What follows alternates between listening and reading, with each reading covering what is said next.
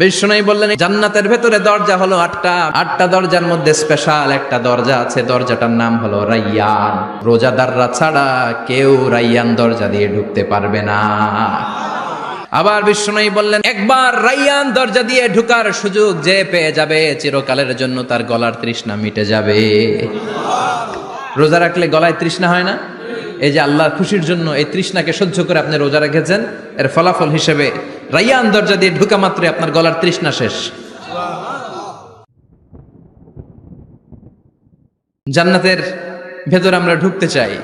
Shopping মলে যখন আমরা ঢুকতে চাই কোন দিক দিয়ে ঢোকা লাগে? দরজা দিয়ে না, গেট দিয়ে। তা আমরাও জান্নাতের গেট দিয়েই তো ঢুকবো নাকি? আমরা জান্নাতের কোনো না কোনো গেট দিয়ে ঢুকতে হবে। বিশ্বনবী ফরমান, বুখারীর বর্ণনা, ইন্নালিল জান্নাতি সামানিয়াতু আবওয়াব, জান্নাতের ভেতরে 8টা দরজা আছে। কয়টা? বিশ্বনবী একবার সাহাবাদেরকে নিয়ে ওয়াজ করছেন, বলছেন তোমাদের মধ্যে এমন একজন ব্যক্তি আছে, এই ব্যক্তির আমলগুলো আল্লাহর কাছে এমন ভাবে কবুল হয়েছে, আল্লাহর কাছে ওই ব্যক্তি এতটাই সেরা, জান্নাতের 8টা দরজা কিয়ামতের দিন এই লোকটাকে ডাকতে থাকবে। প্রতিটা দরজা বলবে আপনি আমার দরজা দিয়ে ঢুকে জান্নাতে প্রবেশ করেন।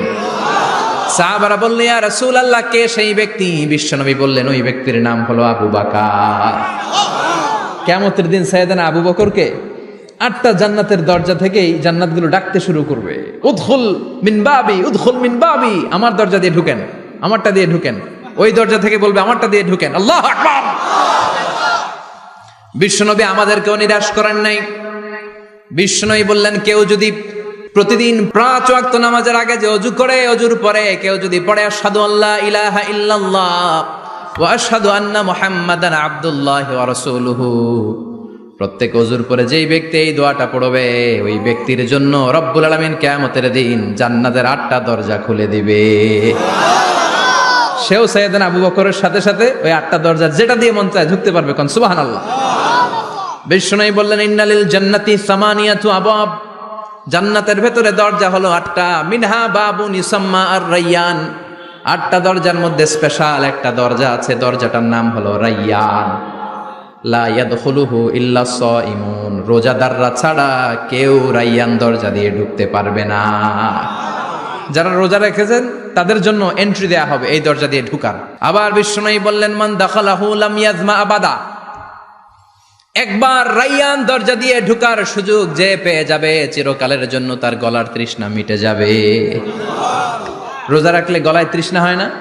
এই যে আল্লাহর খুশির জন্য এই তৃষ্ণাকে সহ্য করে আপনি রোজা রেখেছেন, এর ফলাফল হিসেবে রাইয়ান দরজা দিয়ে ঢুকা মাত্রই আপনার গলার তৃষ্ণা শেষ।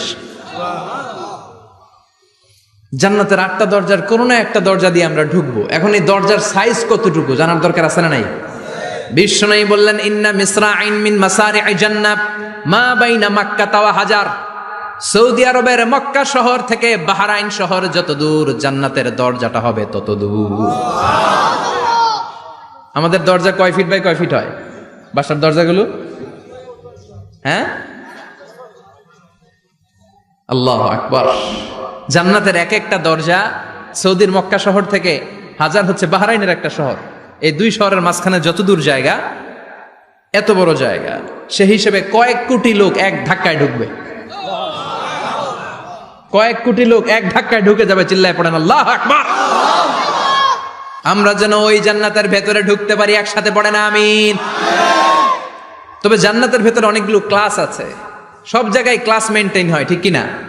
বড় স্যার, মেজো স্যার, ছোট স্যার, বড় হুজুর, মেজো হুজুর, ছোট হুজুর, business class, economic class, platinum class, হ্যাঁ, promo class, first class, second class, third class, last class আছে না নাই?